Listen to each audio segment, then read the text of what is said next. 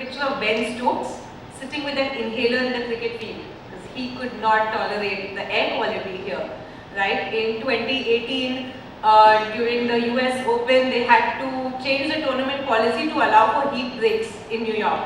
In Australia, when the wildfires were rampant, a lot of players had to retire from the tournament because they couldn't breathe, right? So this is directly impacting the sports industry, and that's why we are here today.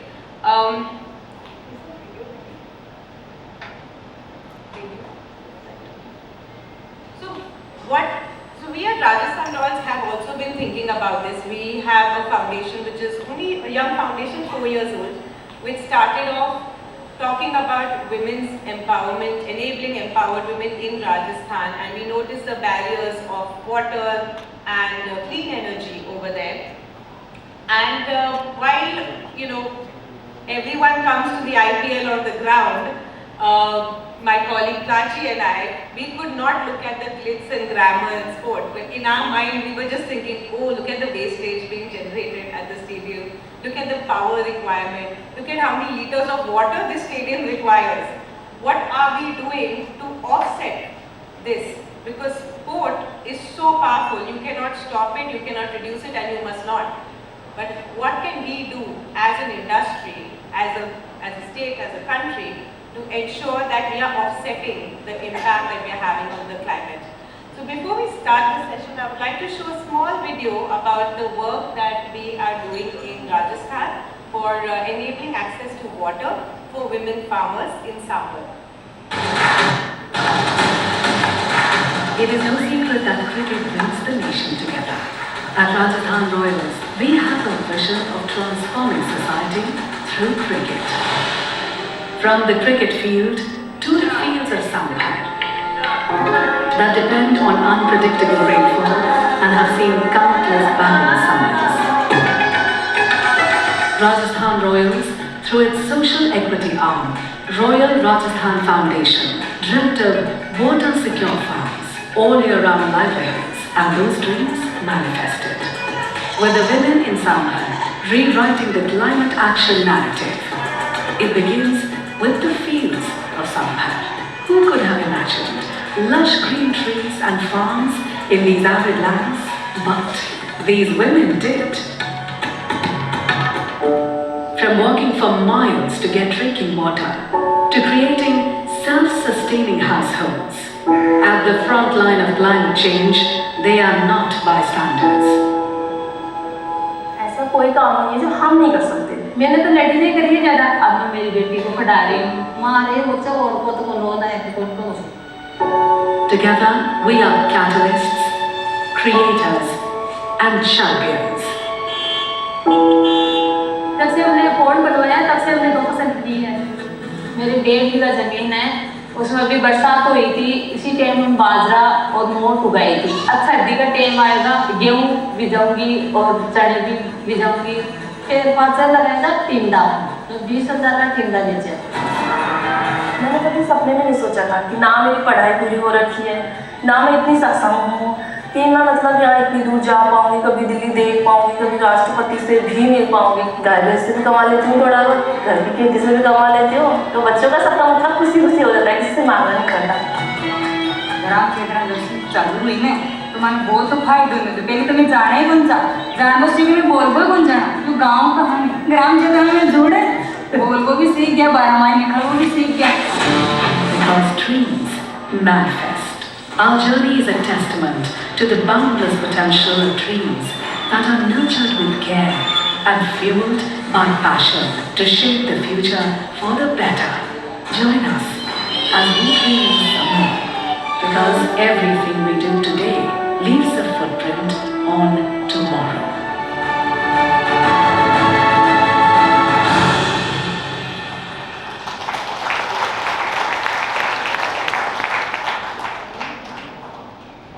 Thank you. So on that note, we'd like to open the session with the moderator, with the panelists. So my first question is for Abhijit. Abhijit, what part of the operations of the sports industry do you think has the highest environmental impact? Thank you. And firstly, I don't think that sports as such is directly impacting the environment because of the simple fact that we only look up to the top-notch sports of the country. Like Rajasthan Royals playing in an IPL match or a World Cup match is happening, where 22 odd players are playing and you are using thousands of gallons of water and electricity as you told. But you have to look at the bigger picture of it. Like lakhs and lakhs of children are playing in the grassroots. They are not using electricity. They are not using water. So when you see the impact overall, so the number of liters of water, or it will be milliliters of water using or electricity. Likewise, when Dhoni or Virat Kohli, when they came out to play and become the stars, when they started, they used to cycle around the corner to the ground. They must be using very less water in the ground. So you have to look at a bigger picture. And sports is driving dreams of millions. So as such, I don't think sports is actually directly impacting the environment unless we see only the top-notch sports of the country. Hopefully. That is a fair point.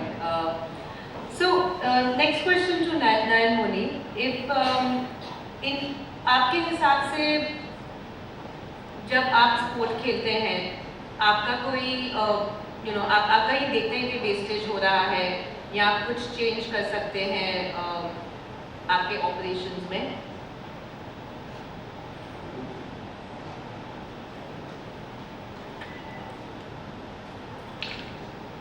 Actually हम लोग का जो lawn ball है, तो lawn ball में हम लोग grass coat use करते हैं।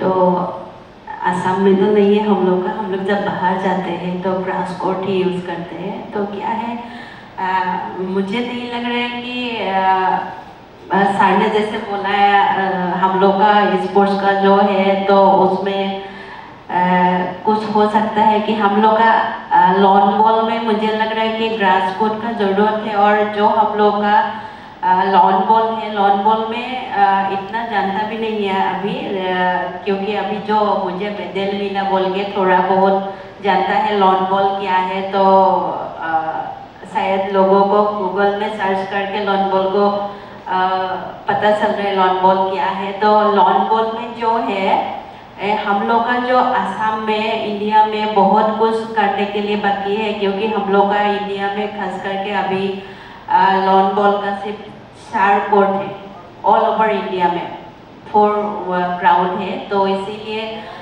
मुझे लग रहा है सबको लॉन बॉल को थोड़ा बढ़ावा देना है कि जानना है। और लॉन बॉल का जो है सिर्फ लॉन बॉल का ही नहीं है, सब गेम में, जैसे कि अभी सिटिया निकाल के आया है छोटा सा गांव से, मैं भी छोटा सा गांव से ही हूँ।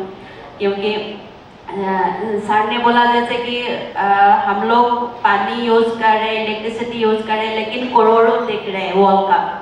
तो क्योंकि न्यू जनरेशन का जो है उत्साह जो बढ़ रहा है, तो उस हिसाब से हम लोगों को स्पोर्ट्स में बढ़ावा देना है। और जो ग्रासरूट का जो बच्चा है तो उन लोगों को हम लोगों को निकाल के लाना है कि और दिखाना है उन लोगों को कि क्या कर सकते हैं उन लोग। और जैसे कि हम लोग ग्रास बनाते हैं, उस टाइप में ग्रास बनाने का टाइम में कि हम लोग जो ग्राउंड है, ग्राउंड का पास में हम लोग को जैसे कि पेड़ लगाना है, साफ करके रखना है, ये सब चीज़ भी सिखाना है जो हम लोग का नया प्लेयर है। तो ये सब चीज़ हम लोग को शायद पहले से ही करने से, हम लोग जो बच्चा से दिखाने से शायद हम लोग का पॉजिटिवली हम लोग का इम्प्रूव हो सकता है। Thank you. Thank you for that. My next question is to you, Prachi. When we are studying about the environmental impact, what do you see is the value chain in sport that gets, that where we can see that operations can improve? Thanks for the question. So over the last many years, we've been trying to map the value chain of professional sports, especially cricket. But we do know that this applies across sports. So I'll just list out the kind of value chain that we have mapped and then share what we think is the biggest offender.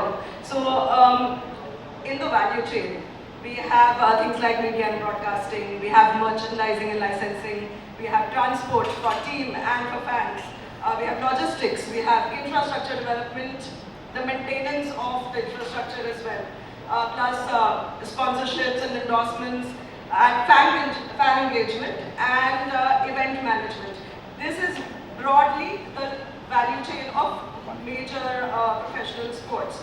However, in our understanding, we do realize that maybe transport is the biggest offender. It looks very differently for different sports. For instance, in Formula 1, right, transport will be a large emitter of CO2 because they have to transport entire cars from one country to the other, right, including the people, the team. However, in cricket, a sport like cricket, the transport is mainly for the fans and for the athletes and for the business operations. So, in our understanding, transport might be the biggest offender. Thank you for that. So my next question is to Rituraj. Taking from here, when we are saying transport is the biggest offender, I mean, you have done polar expeditions which are carbon neutral. How is it that we are able to manage that, and what do you think are the lessons that we can learn for the sports industry so that we can go as close to carbon neutral as possible? That's a great question. Yes, the biggest component of going on expeditions is, of course, the expedition ship itself. We know that shipping is very carbon intensive, and we know that all of us who go on these expeditions are open to a huge carbon footprint. But in the past few decades, especially the past 8-9 years, I would say, expedition companies are making it possible for us to measure each and every impact that we have, not only through the travel.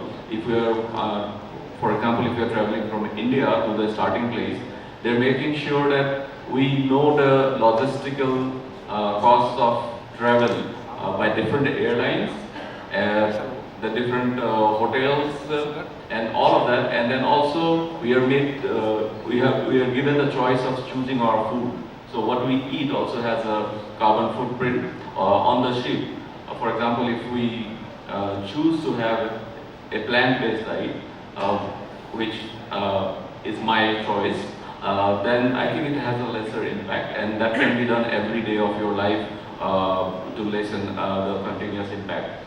And as an industry, for expedition ship, just like any other travel, it will exist as long as humans have a desire to go out and explore. So the best thing that they can do as a company, all the expedition organizers, is to ensure that each and every bit is offset in the correct way by supporting projects on the ground, and that's what we are doing. Thank you.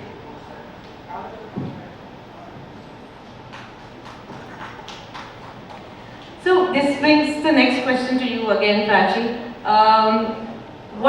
Why we are saying that we cannot stop sport, we can't stop polar expeditions.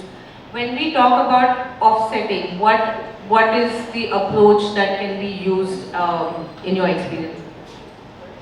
Yeah, so I will give an example of our foundation and what RR has been doing. So you see, RR has been a socially conscious entity forever under the leadership of our thought leader, Rajiv Thakur. They have always been committed to provide solutions for the communities that we work with.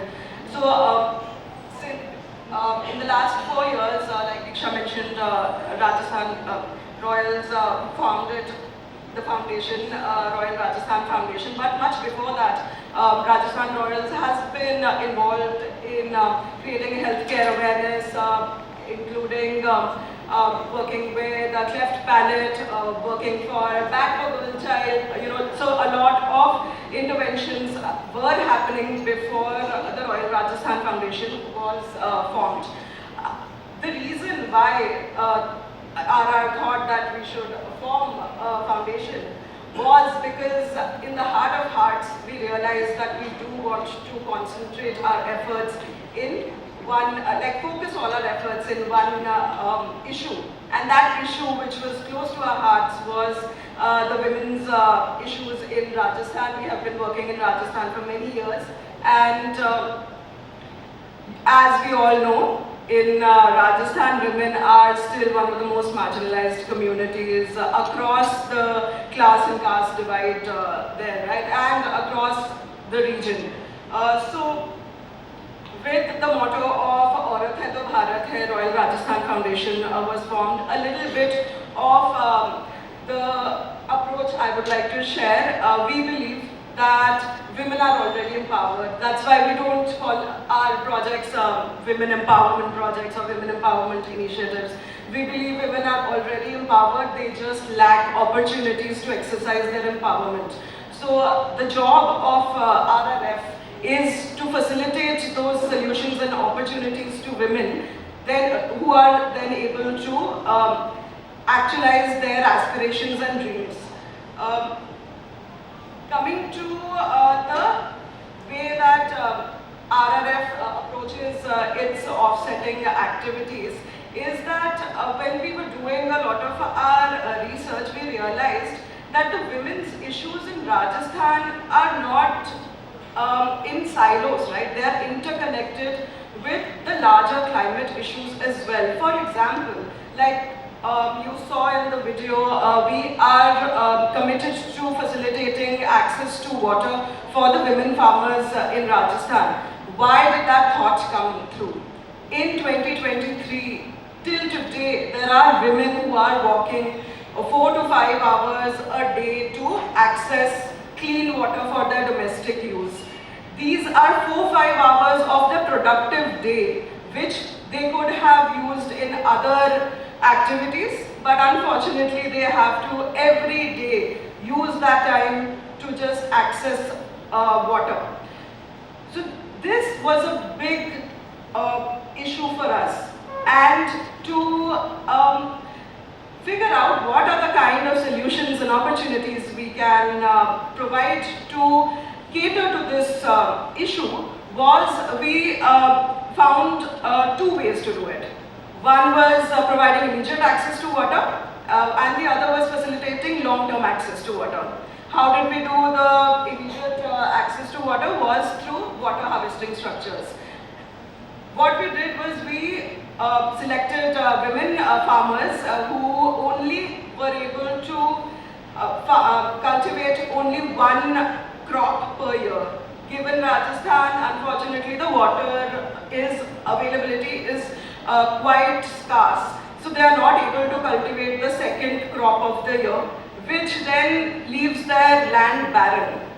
By facilitating the water harvesting structures called farm ponds on the farms of the women, we were able to enable immediate access to water. They didn't have to walk 4-5 hours to access water on their farmlands, which also then led to a second crop, cultivation of a second crop, which then instantly doubled their income. So by this we identified how crucial water as a resource can be in transformation of the lives of women. The second way that we thought that we can enable access to water is through the plantation of khejri trees on the farmlands of the women. Khejri tree is a state tree of Rajasthan.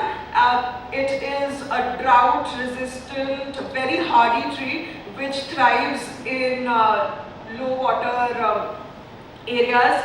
However, this tree also has very deep taproot system, which then enables the soil moisture to retain on the surface. So this, along with the khejri trees, we also provided the ladies with fruit-bearing trees, which then not just led them to increase in income, but also move them away from the thought of monocropping, like we have been discussing over the last one day.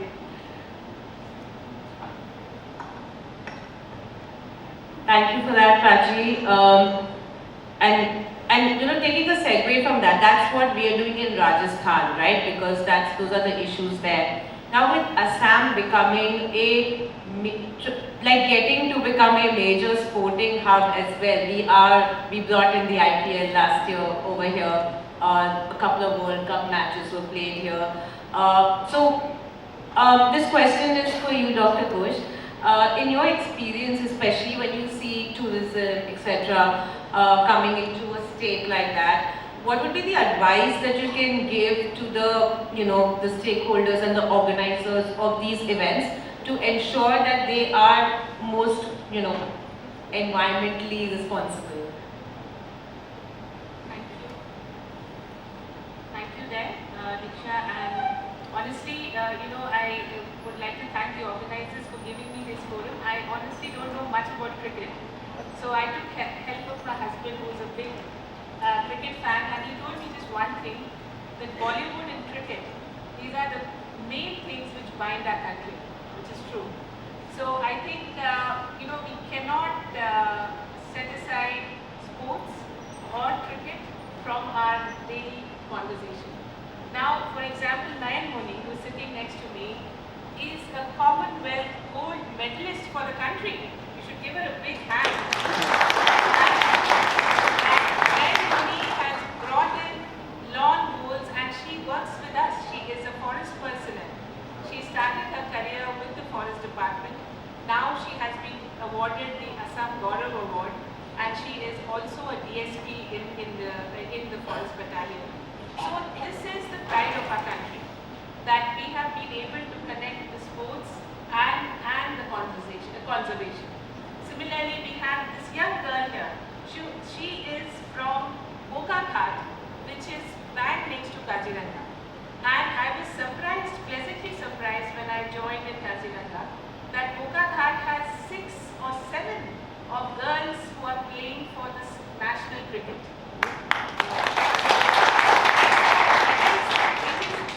That we need to laud, and I'm sure there is a deep connect of environment and sports.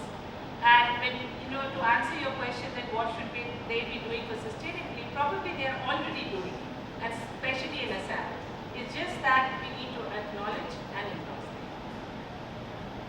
Thank you for that. Let's go to our youngest panelist. So Lakshmi, I want to ask you. What do you think के youth जो है in sport, young sports persons, what can they do to ensure कि their generation and next generation क्या कर सकते हैं that is environmentally conscious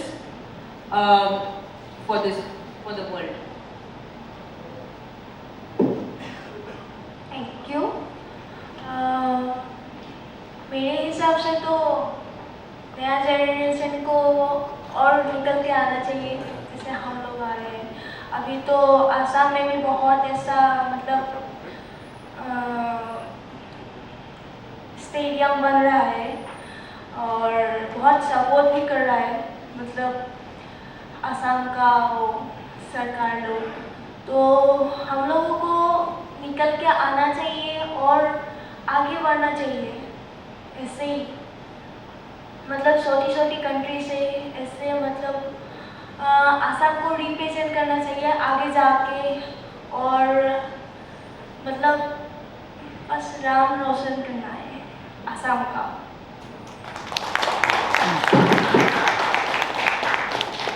So we have just been told I only have time for one last question. So this question is for everybody on the panel. Okay, what is the one thing that you think, immediate, chota sa, actionable thing that we can do to make sport more sustainable? So, Sure. So I'd just like to say that we now have a sports for climate action framework in place for the last few years with clear objectives, and the first one of course is to take you on a trajectory of less emissions. But the second one is, and I quote, using sports as a unifying tool to feather it and create solidarity among global citizens for climate action. So that's exactly what we're doing here. I think that's the right pathway. Thank you.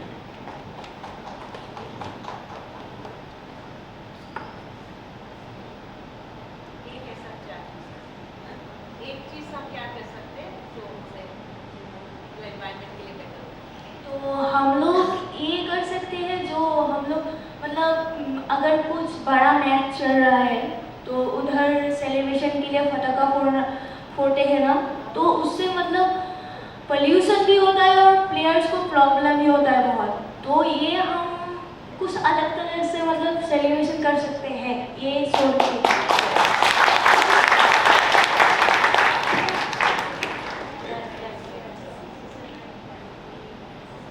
जी हम लोग जैसे कि मैंने बोला था कि ground हम लोग को ग्राउंड के लिए बहुत जगह चाहिए, जैसे कि एथलेटिक्स ग्राउंड हो, क्रिकेट ग्राउंड हो, जो भी हो ग्राउंड जब हम लोग बनाते हैं कि तब हम लोग जितना पेड़ होता है वहाँ पे हम लोग काट देते हैं। तो उस हिसाब से हम लोगों को पहले सोचना चाहिए हम लोग जिस जगह पे ग्राउंड बना रहे हैं जितना पेड़ काट रहे हैं, तो जैसे कि हम लोग 10 पेड़ काटना पड़ा हम लोगों को, तो उससे पहले काटने से पहले हम लोगों को और 20 पेड़ पहले लगा के हम लोगों का एनवायरनमेंट अच्छा कर सकते हैं हम लोग, क्योंकि ये हम लोगों को पहले ही सोचना है कि हम लोग ग्राउंड बना रहे हैं कि 10 पेड़ काट रहे हैं, वहाँ पे कितना लड़का लड़की खेल सकते हैं हम लोग। तो कितना लड़का लड़के हम लोग कितना साल में मिनिमम हम लोग का इंटरनेशनल प्लेयर निकालने के लिए 10 साल लगता है मिनिमम। तो और जो हम लोग स्टेडियम बना रहे हैं वो पूरा साल तक रहेगा, कितना साल तक रहेगा किसी को नहीं पता, क्योंकि वहाँ पे और पेड़ उगने वाला नहीं है। तो इसीलिए हम लोग जितना पेड़ काटते हैं उसका दोगुना हम लोग लगाने के लिए कोशिश करना है। और एक रिक्वेस्ट है कि हम लोग बर्थडे में जैसे कि खाने पीने के लिए जितना पैसा खर्च करता है हम लोग अगर उसमें 2 पेड़ लगाने के लिए थोड़ा सा खर्च करेगा, शायद हम लोग का एनवायरनमेंट थोड़ा अच्छा होगा। Thank you. Thank you.